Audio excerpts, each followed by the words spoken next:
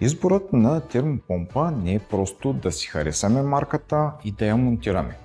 Той започва от правилното размеряване и разбиране на това какво точно искаме да постигнем. Топлина, комфорт, икономия или всичко заедно. Първото нещо, с което започваме, е изчислението на необходимата мощност. Общото правило е следното.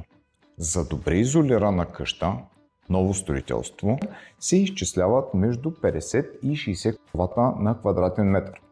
За по-стара сграда, без добра изолация, там отиваме на 80-100 В на квадратен метър. Домът ви е 120 квадратни метра, добре изолиран, имате нужда от 7 кВт термопомпа. При същия дом, но без изолация, мощността скача на 10-12 кВт.